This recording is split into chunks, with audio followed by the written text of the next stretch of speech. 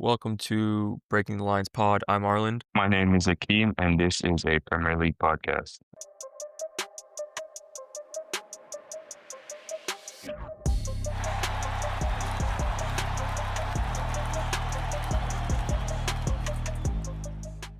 All right, man. Match week 26, a midweek match week. Some interesting results. Some shock results. Uh, just kind of later in the year type of Prem week, right? What are your thoughts? Yeah, man, it was a kind of I guess for some weeks, for some teams, sorry, a good week. For some teams, a not so good week. An okay week for us. But yeah, some good matches. I was able to catch a good amount, not all of them, but yeah, some good matches. I would say match weeks are always the most like unpredictable one. To be fair, Yeah. the midweek ones. Yeah, there's always some sort of result that goes kind of, I wouldn't say wrong, but just not kind of the way you think about it. But whatever the case may be, let's jump into it. First up, we had the Chelsea Leeds game, which I think that, we were kind of talking about maybe revenge for Chelsea, and I think we both predicted the 3-1 for Chelsea. I didn't watch this game, so I don't really know exactly kind of, how it panned out, but 2-2, it just seems like Leeds kind of still giving issues to some of these bigger teams. Honestly, I think Chelsea cost themselves their own problems in that one. I would give Leeds their credit when it's due. I watched this game in entirely, and I don't know if you've seen the clips on Twitter, but there was even clips circulated on Twitter. Like, don't let Bundesliga teams see this defendant. Yeah, yeah, I know exactly what you're talking about. And it was like it was just some really schoolboy stuff. Both goals, the way Chelsea allowed Leeds to get back into the game. I think it was a game of very similar. We'll touch on it soon to that Arsenal Wolves game that's fresh in our mind where it was anything. I think it was probably better. I think Chelsea was better than Arsenal versus Wolves in that, but they just kind of silly defending, give the other team from nothing something back into the game. And yeah, it was a 2-2 that probably not deserved for Wolves, but because of the sloppy defending from Chelsea, probably deserved on their part. Yeah, and like I said, I don't really know kind of, what happened. Didn't get a chance to watch it. I did watch some of the replays and stuff. But um I guess not obviously I think Chelsea would be looking for the 3 points there, but I guess not a horrible result given kind of, I think the fact that, we'll talk about it eventually with United dropping points, but at least they're not, kind of creating some sort of separation between them and United. And for Leeds, I mean, the great point, right? Moves them in front of Spurs, 6 points clear of West Ham in 18th. So, for them, I think they're doing kind of, what they expect to be doing, gathering points here and there. I want to say probably kind of, I don't want to say assures their safety, but they're headed towards that direction. I think, another few points here and there. I think that, we'll be able to say that for them. But next up, we had the Everton Bournemouth game. Bournemouth winning 2-1 away to the Hill Dickinson Stadium. Did you get a chance to catch any of this one? I didn't get to watch this entirely, but I was able to catch it out the game after and kind of seeing, Everton let the lead slip, but I didn't watch this one in entirely. Okay. Yeah, I saw bits and pieces as well, and we're kind of recording this a little bit late, so it's been a little bit since since these games took place, and since we were able to see some of these highlights and stuff like that. But overall, I think I don't want to say I'm disappointed in Everton, but I think they've had some good weeks, and I think that they were due kind of a bad week like this one, right? I know that this is a game that they could possibly lose at any given point in the season. But I think given the fact that Bournemouth hasn't been kind of on the greatest run as of late, I think that, they might be kicking themselves a bit. But, I think that they've had a good run of form in terms of some good results. And, they find themselves in eighth place on 37 points. So, not too bad. I don't know. I mean, I know last few years that they've been in a relegation battle, so I think it's probably safe to say at least a good 5-6 years before they found themselves kind of at that point in the table. So I think that they'll be happy with that, and I think Bournemouth, they've been on kind of a bad run of form, but they're level on points with Everton. So I think that just kind of, again, we go back to how good that they started, or how good they started the season. This season kind of put them in that place. So yeah, I think it's just kind of one of those games, right? Not really much to say on it. I know Everton got a red card. I don't know I think it was kind of in the second half, late in the second half. It was just a game of those kind of switch of momentum. I think Everton probably had the share possession from what I've seen of the games, the bits and pieces I was able to catch, and then obviously scoring their penalty, going ahead and having the lead there, still having line share possession of the ball, controlling the game, and then just a switch of momentum just quickly for Bournemouth there, and they got the 2 goals. I believe they came in like the 60th minute, I believe, like early in Yes. the 60th minute, and then like late. And then after, just a reaction from Everton with the red card there, but it's just one of those games, it's a Premier League, like we said, very competitive. I know Bournemouth has had like a rough time recently, but we've also talked about how good they can be on the day when they get it right. So I don't think it was a day where they got it everything right. I think it was just a day of the momentum was on their side and they took their chances while being on top and scoring and beating Everton, obviously being 1-0 up kind of makes it seem a little bit more, but it's a Premier League. I don't think it was, from what I could see from the game, I don't think it was anything like worrying. It's just one of those games where, as we know, anyone can beat anyone in this league. So, yeah. Yeah. Well, that kind of, brings us to the next one, which was an interesting one as well. I know that we were kind of going back and forth on the predictions here. Um, last pod for the Spurs Newcastle game, and we both went opposite ways. You actually ended up getting this one spot on 2-1 for Newcastle. This one was a tighter kind of game than we anticipated. I mean, I know Newcastle scored a goal. I think that was offside initially. Joe Willock, I think, just a little bit ahead of the last defender there, but they did get a goal a few minutes after that. Still in the first half, I think there was a bit of stoppage time added on, but it was kind of like a scruffy goal. I think it was, if I remember correctly, a cross headed down, Vicario saves it, and the rebound came back Yeah. um, It's all, to Tao, yeah, and then he scored 1-0 going into the break, and then, I think Spurs got one back in the 64th minute with Gray, to level it, 1-1. I think this was off a set piece as well, if I'm not mistaken. It was a corner kick, was it? yeah, Spurs scored from the corner kick where it was a Yeah, header back up, corner header back in, and then they tapped it in. So it was a good work. I think it was a good goal as well. yeah, kind of similar to Newcastle's first goal there, and then Yeah. Newcastle concede 4 minutes after they score, or I'm sorry, not Newcastle. Spurs concede 4 minutes after they score. Harrison Barnes with a goal, or was it Jalen Ramsey with the goal? Harrison Barnes with the assist, I think it might have been. Just kind of running in, and I don't want to say scrappy goal because it was, I remember kind of it being a decent goal, but just poor defensive, I think, Yeah, shape the from Spurs not Spurs. being Yeah, able to hang on to a lead, actually, like we've been talking about. Very poor at home and away this season. Just a poor season overall for them, hence why they're in the position where they are. So, joking back and forth about Thomas Frank and how much longer they're going to give him and all. But you look at that team and some of their injury problems, and you wonder, how much better is a new guy going to do coming in with 12 games to go. He might turn it around completely. I don't know, but I almost feel like you went this far into the season, you might as well have let Thomas Frank finish it. yeah, I think we've seen worse. I think you never know what can happen. I've seen it personally on the switch with Enzo because I felt the same thing with changing manager early in January. And I've seen different things so far with senior. So you never know. Obviously, staying in the Premier League is a massive thing. I don't think that they're going to be relegated this season, but just to kind of make sure that they're not relegated. And also, we've talked about it plenty of times here on the pod. I mean, they probably weren't happy with the football that they were playing and the way things were going. And so if they were going to make a change, I guess why not make a change earlier rather than later and trying to, resolve, I guess, the season in terms of trying to get a high league standing or whatever finish that they could. So I can kind of understand the thinking behind it, even though there's 12 games left. I mean, they're in 17th position, or I'm not sure at the moment, but yeah, close enough to relegation. So if you're going to make a change in the summer, why not change and try to work on the stuff that to improve the team at least mentally or whatever way you can going into next season. So I understand it. Yeah.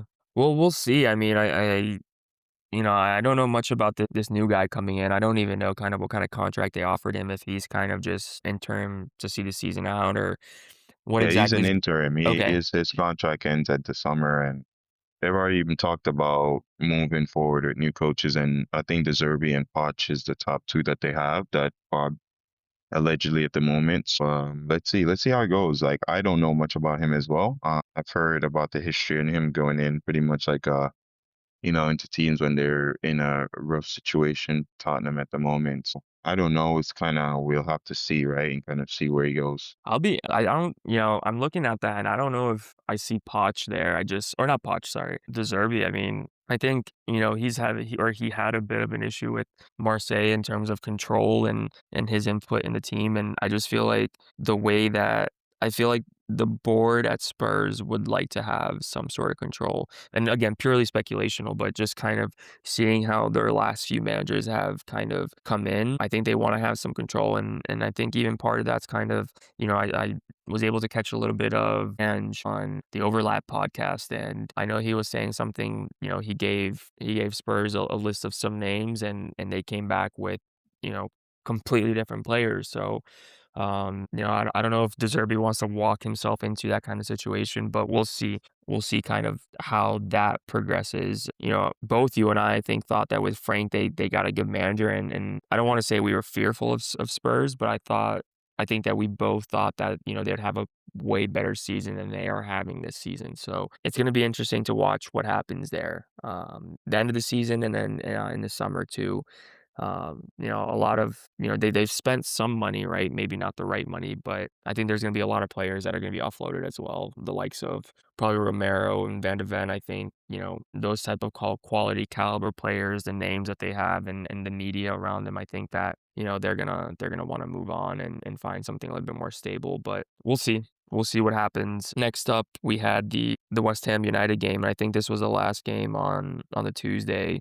A shock that's maybe not a shock, right? Just because United was kind of on this win streak, and this would have been their fifth in the row. And, everyone was kind of on this bandwagon of Michael Carrick and Manchester United, and I think West Ham made life a little bit difficult for them in this one. Yeah, I still think not the worst performance from United. Being able to steal a draw there at the end, obviously, kind of crushes West Ham there. But I'm still not so, from where United's coming from. I still think even if they'd lost the game, the feeling still a good feeling around the club. I mean, it was only 1-0, obviously. I mean, whatever the case has been, it would have been a loss. But I don't think the performance from United was as bad as we've seen. So I still think there would have been positive for them to take. Obviously, it's a bum and it's a killer for West Ham when you concede equalize, especially in stoppage time in the 90th minute there. So a good game though. I think a solid game. West Ham, like you said, made it difficult for them, especially after getting the lead there with a good goal. And yeah, but from the resurgence that we've seen from United, kind of giving them that spirit, and they were always in the game, especially with it only being 1-0, had a few other chances that they could have scored from as well. So maybe on the day in the play of the game, a deserved result always feels like we said a little bit worse when it comes at the time that it came for United. But yeah, I think maybe on the run of play and everything, a fair result for both teams. I mean, I think West Ham's kind of with the maybe not the result last time out, but obviously because they didn't pick up anything, but with their play, and then obviously playing decently against United this week, and picking up a point. Do we think that they might have a chance of coming out of that relegation zone and pushing Forrest down there? I think so. I think the table is so close. I give them a chance for sure. And obviously with the signings, like we said last week, I believe it was last week pod or the week before, we touch a bit. They've made some signings in the January transfer window. And Nuno obviously is an experienced coach, so it will make it interesting for sure. I think it definitely give them something. They're 18th, 3 points behind Forest. I know Forest just recently got a new manager as well. Spurs, they're what, 4 points, 5 points behind Spurs here. So yeah, I think it just makes it interesting going into the last 12 games because we don't expect Leeds, Spurs, or Forest to win all their 12 games coming up. So we don't expect the same from West Ham as well. So it just makes it kind of interesting where those teams kind of drop points. But I think West Ham have all the tries. I mean, all the possibilities of staying up, to be fair. Yeah. Well, we'll see. I mean, like you said, it's really tight down there. West Ham on 24, Forest a place above them in 17th on 27, Spurs on 29, Leeds on 30, and then Brighton on 31. Let's see. Let's wait and see what the magic number is this year. I think that's always kind of interesting and fun to look out for. But Let's keep going. Let's keep going down our list here. The next game we had was the Villa Brighton game, and it was a bit of a cagey affair. A lot of back and forth. Villa obviously at home, so they kind of, I'd say, had a little bit more of the intent, but possession was dead even 50-50, and ultimately they get a goal. I think it was actually an own goal off a corner kick late in the second half there. And I think this is kind of the type of game that you and I expected. I mean, I gave it to Villa 2-1, and you gave a draw, and I think it very well could have ended up in a draw, and I think that, they both would have been okay with that. Yeah, kind of like a stalemate game, like you said, a very even game up until, the own goal there from a corner set piece play. Yeah, I wasn't able to check this game out. I saw the goal, but from everything that I've seen, from watching the bits and pieces from the highlights, and then from what I could see from the stats here, it seemed like a very even game. Yeah, they were separated by, like you said, late in the second half there in own goal. So I'm sure for Brighton, it feels a little bit more hard done by like the United result, like we're saying. But in this one, it's a defeat. Yeah, good for Villa. I was kind of obviously hoping that they drop some points just for us in Chelsea there as well. But yeah, I'm sure good for them just to kind of keep pace in that top four, top three. I don't know what their aim is for this season, but top four, top three kind of race there. So yeah, good result for them, obviously, and kind of tough for Brighton, but an even game. Yeah, absolutely. I was just kind of reading off the table there, and I think Brighton was on 31. Still kind of a distance away. I don't think that they'll be stuck down there, but I think that they have to kind of, be mindful of that, um, and just kind of, pay attention to it. But we'll see. It was a good bounce back for Villa on their end, especially with United and Chelsea kind of creeping up on them. We can move on to the City Fulham game, and 3-0 at halftime. Kind of disappointing in Fulham. What do you think? Yeah, I think Fulham's been kind of having that season so far, so I'm not so disappointed. Fulham and Brighton is kind of up and down. I mean, we could say that based on how the Premier League looks, but in terms of like, I'd say those two teams have kind of the teams that's been mostly up and down this season. Bournemouth's kind of been, they started well, then they tapered off, but consistently throughout the season, Fulham and Brighton just been, some week they can surprise us, some week they lose heavily as we've seen. So I think could happen. More surprising. I'm not so surprising, but I think the signings that City has brought in the winter transfer window has been good for them, especially Semenyo there. Mark Gahey in the back. So yeah, it gives them a good chance. Obviously, we'll touch on Arsenal a little bit later, but from a shaky City team that we've talked about in the start of the season, which they can still be, I think it's just giving them a little bit of push now, the second half of the season. So it's just going to make that top part of the table a little bit more interesting than it has been, I will say, the previous 25 weeks. Yeah, absolutely. And I think you kind of, you hit the nail on the head there with mentioning their January transfer window signings. I mean, Semenya with a goal and an assist in this game. And I think overall, he's had some numbers since he came to City. I mean, I think 9 games, 5 goals and 2 assists. 3 of those goals in the Prem and 1 assist in the Prem. So I think ultimately, just by kind of watching City, you can kind of see the difference that he brings there. Some experience, some numbers, some effectiveness, and then on the other hand of that, or on the flip side of that, I guess you can Gahey as well. You can mention maybe you don't see it in terms of goals and assists like you do with Semenyo, but reassures that defense up a bit, especially getting back Rodri in the last couple match weeks. I think a lot of people forget that he was very critical to that team in the last few years, and he's been out for a good chunk of the season. So Ballon getting d'Or winner, bro. yeah, exactly right.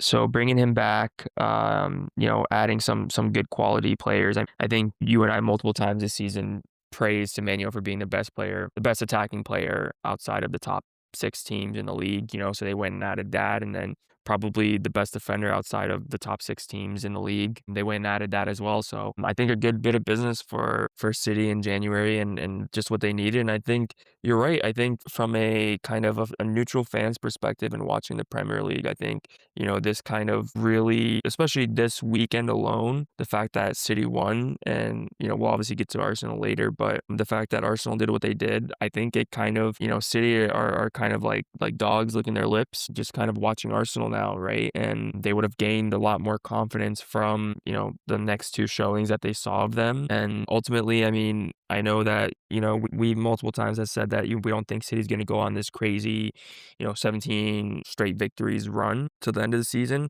which, you never know. I still don't think that they will. I think that they'll drop points, but I think Arsenal will drop points too. So it's going to be interesting. It'll be interesting to see what happens. We'll talk a little bit Yeah, more about Arsenal when we get there, but interesting, week of results there. yeah, I definitely agree. I think both teams will drop points. I can see that because, like we've touched on, like you said, I don't think City has been stable enough to where they could say they're gonna win all, like you said, the rest of the 12 games. But I've also seen, like we've said, we're gonna touch on later, that kind of I don't know, nervousness, I guess, creeping over Arsenal again. So dropping more points than anticipated or than they have in the previous match week. So it's just going to make it more interesting. Yeah, absolutely. Well, I think that we both thought that, City would have won this game. I mean, you predicted this spot on 3-0. And I think if I remember our conversation correctly, the only reason I didn't go 3-0 is I already had copied you twice. So, I don't think that this was a game that Yeah. anyone kind of expected City to slip up or anything like that. But we can, keep going down our list here for that Wednesday. Next up we have the 0-0 result, Forest Wolves. Not much to kind of really discuss in a 0-0. I know Forrest had, a great share of the pressure and 35 shots well, 35 shots and 10 on goal. So, kind of insane numbers there for the game to finish 0-0, but not a bad point for Forest considering, the other teams around them are starting to heat up. Yeah, I'm sure they'll be disappointed, like you said, with that stat. I wasn't able to catch a game out, but with a stat like that, I'm sure they'd be disappointed not walking away with all 3 points. But like you said, with the way things are turning out for them, I'm sure they'll take the point as well and call it a day. Yeah. Yeah, absolutely. I agree with you 100%. And an interesting point for Wolves, though, right? On the flip side, I mean, all but done, but kind of going out with some dignity here towards the end. I mean, we've said it on the pod a few times, but I think Wolves, for how the way they play, I don't think the points have been, I wouldn't say fair because obviously they deserve to be where they are, but we previously before the game that we'll touch on with Arsenal. You played them previously. We played them in Chelsea, I believe. And I believe it was like two own goals for you. But even before that, I believe they played Chelsea. I remember specifically in like the Carabao Cup or whatever the cup was, and it was like 4-3. They do give teams a problem. I know that they're bottom of the league, but they've been given a lot of teams problems. The problem with them is just at times the quality sometimes let them down, as we've seen. Yeah, but I think Wolves is a good team. I'm not going to say that they're a top side, but I think they're given for the points that they have. Maybe they'll, for now finish on a little bit more and try not to be the worst team, which I think they'll be. But I think, yeah, I think it's been a season where it's a bit maybe unfair for them because they give a lot of teams trouble. Yeah. Well, and we'll talk about it in a little bit here as well. They gave, the league leaders a lot of trouble a couple nights ago. But moving on down the list, a 5-goal thriller. This was the highest scoring game of this match week 26. And Palace hosting Burnley, and Burnley with a 3-2 victory away to Palace to kind of, maybe say that they're putting out a statement with that and saying, there's still a little bit of hope in them as well.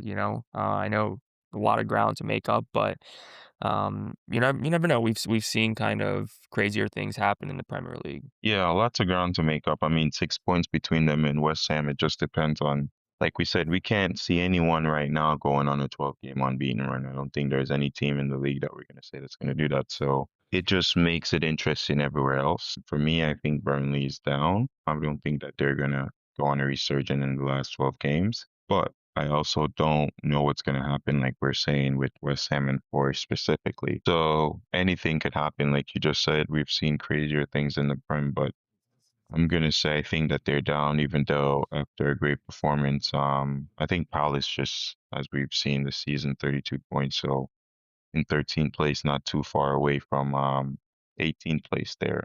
So I think it was just one of those games. I watched the game. Palace wasn't able to keep their lead. It's something that they've been struggling with. I wouldn't say keeping goals out in general when you're able to concede 3 goals to a team in 19th position. It just kind of sums up their season so far. And I mean, before you and I touched on air, I'm recording this one a bit late, but we're able to see that. Well, you weren't, but I saw this statement of just Glasner basically kind of saying that he doesn't feel that he's good enough. I don't know if I was able to read the quote. This is alleged. So good enough to replace the players that probably sold in the summer and in the recent winter transfer window.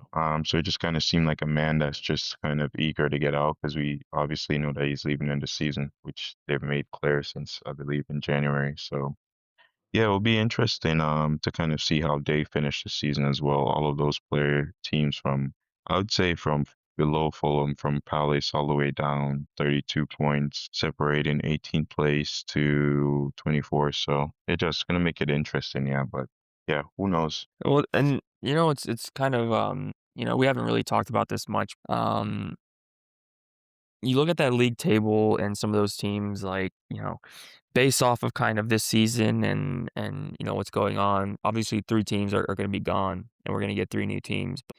And we don't know kind of the quality that they're going to have in the Prem next year. But there are some teams that I think, right off the bat, I would say I expect to struggle next year. And I think Palace is one of those teams just because of, they have lost some of their best players. And, it's like, I know they haven't had a summer window to replace any, but kind of, going based off of historical data and stuff, we don't necessarily expect them to have the best players come in and replace them. So I think it's going to be interesting to see what happens with them throughout the rest of the season. And if, Glasner does stay, which I don't think he will, but whoever comes in, it's going to be interesting to see what they make of the squad that they have and where they decide to spend money in that squad, right? So it's been one of those seasons for them as well, right? A lot of ups and downs. I think from their highs of handing Liverpool their first loss of the season, 5 games in, to kind of just the last few weeks. Not just the last few weeks, I'd say, but kind of their form as of late has just been really off, right? And losing Mark Gahey, obviously Glasner and the press and discussing the team and whatnot. So I think it'll be interesting. It'll be interesting to see what happens with them. I think that they're one to watch for next season in terms of struggles and let's see where they kind of find themselves. But we can keep kind of going on the list here. 2 games left for that particular match week. The last one for that Wednesday was the Sunderland Liverpool game, and this was a difficult game for Liverpool as well. I think we kind of both said that in the build up is we expect it to be tight and difficult for them, and sure enough, it was. And it took a Van Dijk header to, well, I don't know if it was a Van Dijk header, but Van Dijk goal. I don't remember the goal, but Van Dijk goal to win the game for Liverpool and seal the 3 points. Yeah, it was a good, like you said, a tough performance, which we known. A goal coming from the header. Van Dijk in the 61 minute. We knew Sunderland wasn't going to make it easy. They haven't made it easy for anyone really in the Prem this season. So credit to them there. And obviously, at home with them, with their support, it was never going to be easy for Liverpool. So I think good credit to Liverpool as well for also keeping a clean sheet because that's been something that they're struggling with, especially this season, right? So for going away at a team, especially a ground like that, I think, yeah, good result, good 3 points for them, especially after losing the game last minute a couple weeks ago, match week to Man City, and dropping some crucial points in the top 4 race there. So I'm sure they're happy, a clean sheet, and yeah, they move on as well. Yeah, absolutely. And, given the fact that both, the United and Chelsea above them draw, I think it'll be a good week for Liverpool fans. Liverpool is another one of those that I think, I think we can probably assume that the Prem will have 5 teams in the Champions League next year. I think it's maybe safe to say that, but I think for Liverpool, in terms of some of that money that they spent, I think it'll be a disaster for them not to finish in the Champions League spot. It's a possibility. I mean, we look at United and Chelsea above them. The Chelsea's on 44, 2 above them, and United's on 45, 3 above them. So not a great amount of distance there, but um, I think out of those 3 teams, if you were to say which one it would be the biggest kind of disaster in terms of not finishing in a Champions League spot, for me, I think Liverpool would be the answer for there. I don't know about you, but I think it's between Liverpool and Chelsea for sure. I think Chelsea still has the answer. I think at least Liverpool. I get where you're coming from with Liverpool. I think that the more from the neutral point of view coming out from the outside, they've obviously just won the league. They're having a little bit of a tough time, so I understand the pressure on that sense. But I think they've had one transfer window that this is a Chelsea team that's I wouldn't even necessarily say competing with Liverpool. I think for either of them, if they don't make the Champions League, it'll be a disgrace. But I think for Chelsea, in my view, just based on purely the amount that Chelsea has spent, yeah, and I get why. I can see that, I can see that. I think the only thing that kinda differentiates it for me is the fact that a lot of times Chelsea is bringing in talent, but not necessarily proven talent, right? Like young talent. Whereas, um, you look at Liverpool, 130 million on Isak, just under 100 million on Ekitike. Brought in Kirkez, who was arguably the best left back in the league last year. Frimpong, who was one of the best right wing backs in the world from his time at Leverkusen. So obviously Florian Wirtz, who a lot of people consider to be the signing of the summer, another 100 million pounds bringing in. So I think in terms of one window in what they did and bringing in players that they expected to come in and make an impact now and today. I think for me at least, I think it would be a little bit more in terms of disappointment than Chelsea, just because Chelsea is spending money. We're not going to act like they're not, but a lot of times it's bringing in players for the future. Like if you look at the 2 players that Chelsea brought in terms of the forward positions, like João Pedro and Delap, we wouldn't necessarily say that those 2 signings are on the same level as Isak and Ekitike, right? I don't know numbers wise, what they're doing, but for me, at least personally, before the season, I wouldn't have said that they're on the same sort of category. So, but I get what you're saying too. I think from a Chelsea point of view, I think it's a buildup of maybe not just one summer, but I think it's a buildup of a couple of summers and a couple of summers of spending money. As a fan, you want to see kind of the return on that investment. Yeah.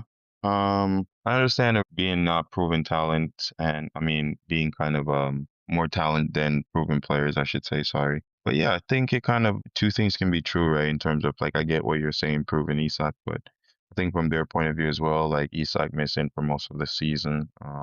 Joao Pedro, Ekitike, I mean Ekitike costs a bit more. I mean, it's just perceptive, right? Yeah, I get the Kirkes and the stuff like that, but I think when you get to kind of see an aging Van Dijk, Konate not having the best season, I think there's perspective for them. So yeah, right. I mean, they just won the league last season, so I understand the pressure being that they kind of need to be up a bit more, but at the same time, you kind of would rather being closer of just won the league last season than, never winning the league or not never winning the league, but haven't won in the league in almost 10 years, and still spending that amount. In here from the neutral point of view, maybe I'm more critical because Chelsea's my team, but from the neutral point of view, I feel like you feel more Ekitike has been showing João Pedro also, so Chelsea has had their players that shows, but I think we all kind of known Kirkez is coming good. Isak will come. I think those players, I think they've had some difficult starts, but I think eventually they will come good. So I think that's the difference there from the neutral point of view. What they're doing right now, yes, it's not the best season that they've had, but I think eventually we all know that those players will come good, and they're showing bits and pieces so far, the ones that are available at least. Yeah. No, I agree. I agree with you. Like you said, 2 things can be true, but we'll see. I mean, I think that's probably another race that's just as exciting as maybe the relegation and the title too, is to see who comes out on top in that top 4 race or even top 5 race, right? But moving on, the last game of this match week that we're gonna, well, not the last game we're gonna go over. There's one more, but the last one of match week 26, which was the midweek match week before the FA Cup break. Hey, this was my favorite game. I already texted you about this game. I'm not gonna lie to you. I almost broke my phone after this game. I mean, it wasn't even kind of that. I was upset that we dropped points. I was just upset in the way that we played, because I felt like we could have done better, right? Overall, after the game and kind of, catching a breather and stuff, I viewed it, and I think I messaged you this too. I viewed it as a point gain, not a point gain, but I viewed it as a valuable point because of how good Brentford has been this season, right? But I just think in terms of, we'll talk about this too with the Wolves game, but I think Arsenal have developed this kind of, which they didn't have before. I'd say kind of the late December-ish, they started developing this, but they allow teams to start getting possession, right? They allow teams the ball, they kind of sit back, they're okay to sit back, and all of a sudden, a team that, shouldn't be having this type of possession and areas that they definitely shouldn't be having it on you, they have it. And I don't know if that's fatigue, if that's tactical, what it is. I think if it's tactical, it's absolutely wrong because you shouldn't be winning 1-0 away to Brentford and just I don't think it's tactical at all. I think it's nerve. I think there's a lot of factors that go into this that a lot of people are obviously, especially opposition fans like myself, that we're not going to take into consideration. But we've all been there. I don't think it's tactical. I don't think the coach is setting them up like that. I think there's nerve. I think obviously tactics as well might play a bit of part. I think the coach, but I don't think it's just tactical. I think what Arsenal is demonstrating at the moment is the previous trauma of the previous season, to be fair with you, and just showing you how important the mental strength of the game is, especially at the highest level. We've talked about it a bit more, but like we said, they're their biggest enemies, to be fair. I don't think it's anything where they're going out and trying to be like that. I think Mhm. even we'll touch on the Wolves game a little bit, but you seen them trying to, like you said, almost seeing that game out, which is it's okay. But at the same time, you're the best team in the league. What you're saying, like, go for it, kind of go. But hindsight is also 2020, so it's easier for us to say that now because they're in a, maybe a little rut in the previous games. But yeah, no, I think it's a bunch of different things that's affecting them at the moment. I don't think it's just one. Yeah. Yeah, because I see a lot of the nerve stuff online and, for me, I like I'm a believer in it, right? I believe the nerve thing is a big thing, but what doesn't make sense for me in terms of the nerve thing is, you start the game playing very well, right? Like for me, I would think when you get to the latter stages and you get to like, where we're a few points away from City or whatever, I think, okay, now we're close, and that's when the nerves kick in. But like the Brentford game, we didn't start badly. It wasn't like Brentford was all over us. Yeah, Brentford was giving us a tough time, but we started kind of on the front foot, right? We're giving pressure to them. We're giving pressure to them. I mean, if you look at the momentum for the game, Brentford had little spells. It wasn't like it was a back and forth game. It was mostly Arsenal kind of putting it to them, right? Obviously, they had the possession over them. Brentford did break away kind of on counterattacks and have a couple chances, which is what Brentford does, right? So it's not like, we're criticizing Brentford. That's how they play their game. But, you eventually you get the goal, which is, a good goal. It was a good goal by Madueke, the header. And you're like, okay, this is one of those games where, it's tough to break the deadlock, and you do break the deadlock. And it's like, okay, we've broken the deadlock now. Let's keep possession the same way we've been keeping possession, right? Let's just take the venom out of the game. Let's not commit too many bodies forward while keeping possession. You know what I mean? And I get the nerves part, but at the same time, you say it's not tactical, but then for me, it's like, well, I feel like Arteta should be on top of his team and, kind of get them to switch up their gameplay in the middle, right? Like if he notices that they're going too far back, push them forward a little bit, right? I also don't like some of the substitutions. I mean, I don't like, first of all, I don't like the fact that, like, I know we're not talking about Why your captain getting hooked every game, blood? yeah, like I don't like, well, I don't think he should be starting anyways. I think, his performance the last couple of games, I don't think he should be playing, but I know he's been battling with some injury and some things. So, in this game he came on for the second half, which I don't understand that substitution. I mean, I know we scored shortly after it, but it's not like, we changed up too much of the play. You know what I mean? Martinelli in for Trossard. There's some of the things I don't get. Like you're winning 1-0. What Madueke do you just think scored. about Saka in the number 10 position? That was in that game, right? It wasn't in this game. It was in the Wolves Wolves game. game. I honestly don't like it. Don't either. I don't like it at all. I think You have too many central players that you spend the time you bought them and you're Exactly. playing a winger in the midfield. I know Nani has looked lively and Yeah, he looks a threat at the moment, but you either drop Saka, and the thing for me is, mate, like watching irate, but the thing is, I'm still, to be fair with you, trying to find my ratings for Saka because I know everyone loves him and I think he creates a lot, but I think I'm still iffy on him, not in a like hateful way, but like from a neutral point, to be fair. But I think if he's not playing so well at the moment, like I agree with you. I think he needs to be a little bit more ruthless. But from the neutral point of view, you can tell me if I'm being truthful or on it, or if I'm observing right or wrong. It's almost like he has an obsession with soccer because soccer always plays if soccer is fit when yeah, I watch him. It's like, yeah, it's fine, but the same for me, I would say with Cole Palmer. If he's not doing well, I'm okay with him being on the bench. He's probably still our best players for sure, but I'm okay with him just being out of the limelight, especially when you're going for a title. And if you feel like, you spend, I see them talking about Eze, you spend, millions on Eze, and not just Eze, but Odegaard, those players that are creative enough for the middle that you want. You should be, maybe Eze is losing from a lack of game right now at the moment, and you putting someone that's playing on the wing in him position just doesn't give him that much confidence. So I don't know. Like I agree with you. I think there's a lot of factors, like I said, but I don't just think it's one factor. But yeah. I think all of these things are adding in, especially going for the like the kind of like season defining moment now at the end of the season here. Yeah, So it's making it tricky. and I think for me, I think it took the Wolves game to kind of understand what you're saying, right? Because I think it was very easy to look at that and be like, "Oh, it's done." Like I feel like, the nerves for them are too much. I don't see them, being able to do this, and that. And I felt like I know we're not talking about the Wolves game, but we can kind of just lump in the Wolves game with this too, to be honest. But I felt like after the Wolves game, I was watching the game and we scored. We were up 2-0, and it wasn't like a crazy brilliant performance, right? They deserved to be up 2-0, basically, right? It is the way I felt, at least, right? And then, you're up 2-0 and you're thinking, okay, you expected Wolves to be a difficult team to break down, but you get a goal early on, you get a second goal, you're up 2-0. Okay, great.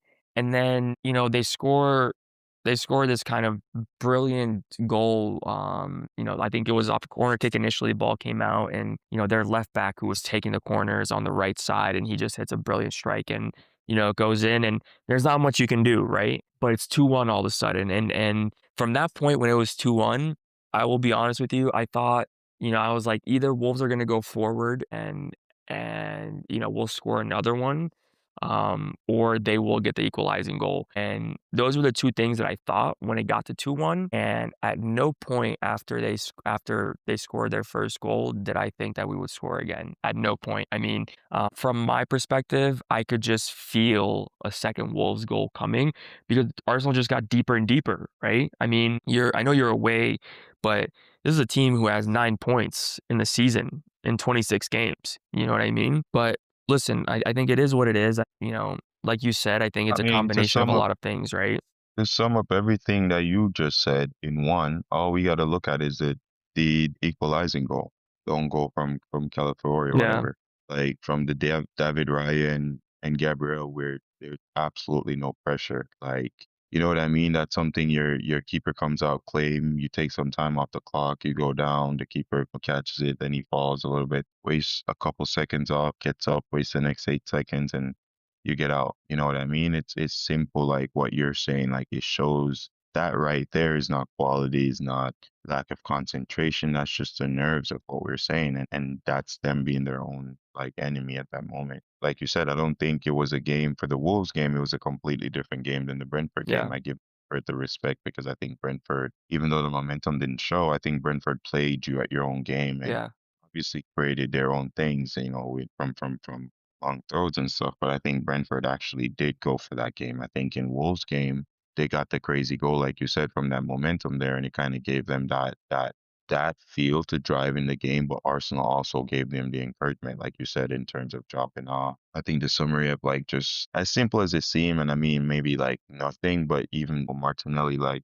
signaling the 2-1 there, the 90 plus minute, like, not going for the game, kind of just looking to kind of do everything but yeah. push to go for the game when you're playing top against completely bottom. It's not even like, a top 10 team. It's a bottom team where you should be pushing, trying to go for more. So I think there's a lot of things like you said. There's just a lot right now that's there's still 12 game. I still think that they can win the title. I don't think that it's done and dusted where they can win the title. I think it's interesting and it will be interesting because they're just mentally right now. I think that will be the main focus if they don't win this title. I don't think anyone will talk about the quality or anything. I think people will just talk about the mentality in the camp, and it will be interesting to see what happens if they don't. Well,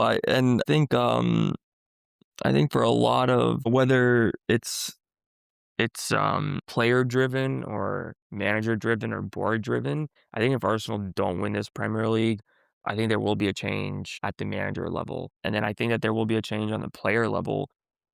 Yeah, I think there will Some be a player lot to change if they driven, don't. yeah, some player driven where I think some players, will want to see themselves, in a different light. And then I think also moving out some players as well. I mean, listen, I think everyone who's a fan of a team, likes certain players in their team, right? But I think at a certain point you have to, because we all support the players, that play for our club. I think at a certain point you have to really sit down and brutally kind of, assess each player and what it's like. And it's a funny old game because I mean, if you would have looked at this team in November, beginning of December, I remember seeing, graphics all over the internet where it's like, the amount of options that Arsenal have, right? And then, you go on a run of a couple bad results and it's like you're looking around and you can't find any options that you do have, right? So I think it's a funny old game. It'll be interesting to see what happens. I think the Wolves results kind of really emotionally removed or detached me from it. I will say as a fan, right? Whereas like in the past, I know you and I have discussed like the United game, even like the Brentford game and like, how I was, upset somewhat by it. The Wolves game didn't upset me one bit. I mean, that was sort of the game that just removed the emotional attachment that I had towards it 100%. Just because for me, I think whoever you want to blame it on, I think if the manager, the players, the board, whatever it is, I think ultimately at the end of the day, I mean, you're in first place. You don't have a huge lead, but you have a decent lead. Those players know kind of what happened the last few seasons. A lot of them have been there, right? The manager knows. I think if you guys can't manage to navigate that, then, I think it doesn't deserve the fan over emotional attachment and support, in my opinion, right? But that's me again. I don't know that everyone will be like that. I know I did see a lot of fans where, they were very angry after the game. And for me, I didn't understand it because I'm just you know, like you and I both sat here and we discussed it can't be one thing, right? It can't be the nerves. We were having conversations at the beginning of the season of this Arsenal team possibly beating Chelsea for the fewest goals conceded, right? And Right. now you're conceding goals left and right. You're conceding 2 goals away to the worst team in the league who has 9 points. You know what I mean? So I don't know. I think that's on I think the manager to figure out how to get the best out of these players, how to kind of remove that. And I think it's on the players themselves to kind of go out there and you know, play to a level that they know they can play and maintain that level. Yeah, I think you touched on a few very, very important points that makes everything that you said valid. Because, like you said, I think in a couple match week, a lot of things can change, right? I've personally seen it from when we tied you guys 1-1 to where we were, to going through the December to now where we're pretty much right in the top four in Champions League spot. Perception and everything changes in a very quick time. And I think you touched on that, which is very important.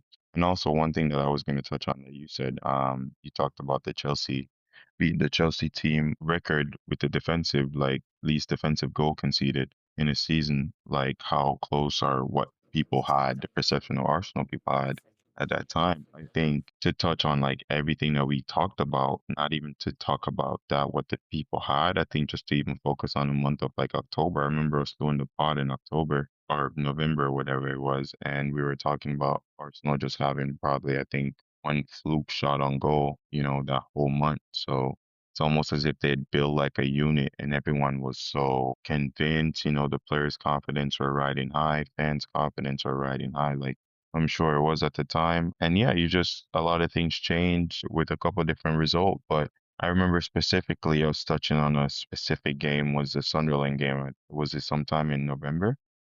uh, where we talked about how it just made the rest of the league kind of open their eyes to realize that they can score against Arsenal. And I think that's what's happened. I mean, we've talked about it a lot of times on the pod.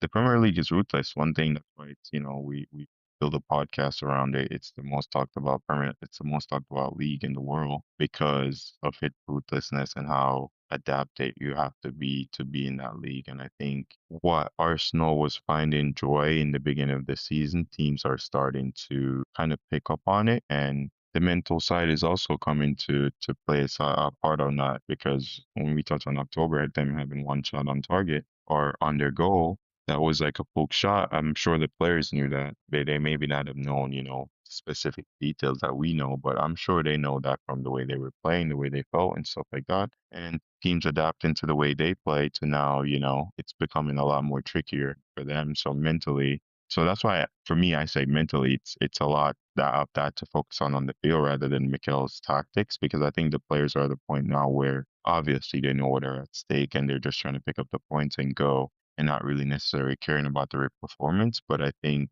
they're missing that essential part, which is the performance, and that's what's also needed, maybe especially at this time of the season. So yeah, just there's a lot of things. Obviously the perception now they could go on a win and win the next three games, and City tie and lose, and whatever the case is, and then the perception changes again. So it's football, it goes quickly. So I'm not gonna really to go too hard on Arteta. I think I watch a lot of Arsenal.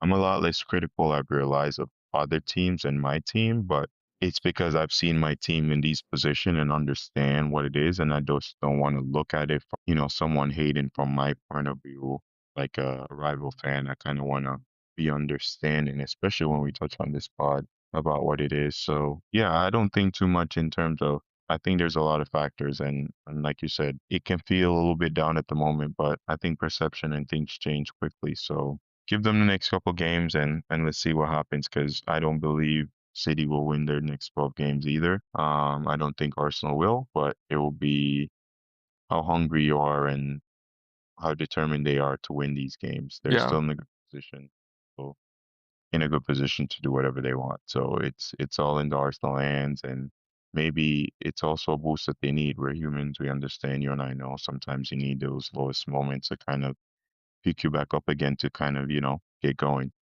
We go into what the North London derby this weekend. So a new coach, interesting. It will kind of set up the Premier League to kind of see what happens now. It's Yeah. all in our hands. Well, with that, I think we should jump into before we jump into predictions, I think we should go for the team of the week, and then we can go into the predictions. What are you thinking? What are you feeling? I texted you Brentford just so on how Brentford played because I love that game, mate. Like in terms of, I think Brentford played that game really smart. I know it was a draw. We haven't picked a team that draw for our team of the week, but looking back, let me check the results again. Just kind of refresh my memory here. I mean, I'm looking here. What are you thinking? I think we can go. I'll go Brentford like I first, or I'll go Liverpool. Yeah, I don't want it to seem like it was because it was against Arsenal, but I think I don't know. I think Liverpool would have been my bet just because obviously they won right Yeah, they away went from out of a tough home. place. Yeah, Yeah, so I'll go with Liverpool. I think Brentford did a good game. I'll give them a good shout out for that. And it was yeah. a good game to watch from my point of view. But Liverpool going to a tough Sunderland and getting a clean sheet and the 3 points. Yeah, exactly, and I agree with you. I think, I think Brentford was phenomenal. I mean, I know, I might have made it seem like they weren't that great, but they did kind of match Arsenal at their own type of game, right? The Um, Brentford and Wolves game are two different yeah, games. Arsenal lost the Wolves game because of Arsenal. yeah. Brentford did a phenomenal game that caused Arsenal problems. So it's two. Exactly, and that's why and then that's even why I said, I was upset at the result, but, thinking back on it, I was like, I think this could prove to be a valuable point based off of, Brentford and how they've been. I mean, I think besides going into obviously maybe not anymore, but it was going into that Brentford game, the top 2 informed teams were Arsenal and Brentford right below them, which I think was like a point or two difference. So I don't think we can knock them that easily. But let's see what happens. Let's go into the predictions for match week 27. Some interesting games. First up, we have the Villa Leeds game. Yes, sir. I'm hoping Leeds do a job for us. I'm gonna go 2-1 Leeds here. One of Okay. our favorite result on this pod. I Okay. think Leeds can do the job. I like that. I actually like Leeds winning, but I'm gonna go with a draw. I'm gonna go with a 2-2. Brentford Brighton. What are we thinking? It's an interesting one. I want to give it to Brentford, but these games are always difficult. But I think maybe a 1-0 Brentford. What are you thinking? I'm gonna go just one avoid Opie, and I'm gonna go. Let me go 2-0 Brentford. Okay, I like that. Chelsea Burnley. What are you thinking? Bridge. I'm gonna go. Let me go 2-0 Chelsea. I think you're being modest. I like 3-0. I wanted 3-0, but I didn't want people to think I'm just going for my team. Man, West Ham Bournemouth. What are you thinking? Listen, Bournemouth just won. West Ham, like we said, it's gonna make the rest of the season a bit interesting. I'm actually gonna give this one a 1-1 draw. Okay. I was afraid you were gonna say 2-1 West Ham. And I was like, damn, I'm gonna have to copy you. But I like 2-1 West Ham. I think West Ham make this relegation scrap interesting. Um, Man City Newcastle. Uh, what are you thinking? I'm going 3-1 City. I like that. I was looking at these results beforehand, and 3-1 is what I was gonna do too, to be honest. I think Newcastle. I know they won 6-1 in their qualification for the next round of the Champions League, but I think that they'll still kind of have their thoughts or sights on that. Palace Wolves. I'm gonna go with a draw here. I'm gonna go with Wolves getting another draw, 1-1. What are you thinking? I'm actually gonna go. I'll go 2-1 Palace. All right, Forrest Liverpool. This one is interesting. I don't think that it should be that interesting, but Liverpool are leaking goals at the moment. No, they kept a clean sheet at Sunderland last week, but I'm gonna go. Let me go 3-1 Liverpool. All right, I think Forest have a new manager. Do they? They do. I'm gonna go 2-1 Liverpool. Okay. Sunderland Fulham. Hmm. I'm gonna go 2-0 Sunderland. All right. I'm gonna go 2-1 Sunderland. I think Sunderland beat Fulham. I just didn't want to copy your 2-0 to be honest. Spurs Arsenal. What are you thinking? This one, I'm just gonna go on a limb and go a 2-2. Let's see what happens, mate. This will kill you if you go 2-2, mate. You killing it if you go 2-2, but I think that would be funny. So I can swear to you, I was gonna predict 2-2 for this one as well. I I don't I know why swear this to has you. a 2-2 written I just over it, I bro. just I see don't it. know why. I see it. I mean, Uh, this would just sink everything if you go 2-2, but it just has a 2-2 written over it, mate, even though they don't have players. I don't know why. yeah, But I mean, Arsenal has to win. It's away at Spurs. Spurs are horrible at home, but the new manager, I yeah. think, is probably gonna go with like a five at the back, something like that.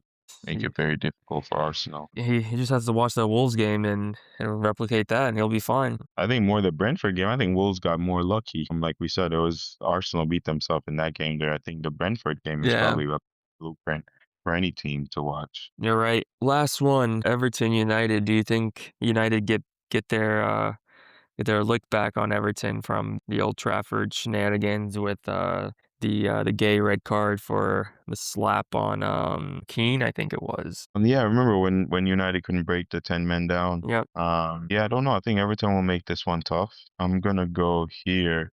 Hmm. I'm actually gonna lean Everton and go 2-1 Everton. All right. I'm gonna go 2-1 the other way. Okay. Uh, Hopefully that does not happen. we'll see. We'll see what happens, man. It's nice, and the predictions look good. Honestly, I was thinking to myself, I was like, I'm not even gonna watch the Prem this week, but we have a pod to do, so I have no choice. And so I will be watching. Let's see. Hopefully, it's an entertaining week, and I know I predicted Arsenal to draw, but hopefully they surprise me and they win. Yes, sir. I think it'll be interesting this weekend to see what happens. Boring that all the games are kicking off at 10 o'clock on Saturday, so Yeah, there's no 7:30 game. But some interesting fixtures that could kind of shake up the table and kind of let us see what the remaining 11 games will look like. yeah, absolutely. All right. Well, that is all. That is all from me. Thank you for listening. Yes, sir. Thanks for joining us this week, and we'll see you guys again on next week of Breaking the Line Pods. Thank you.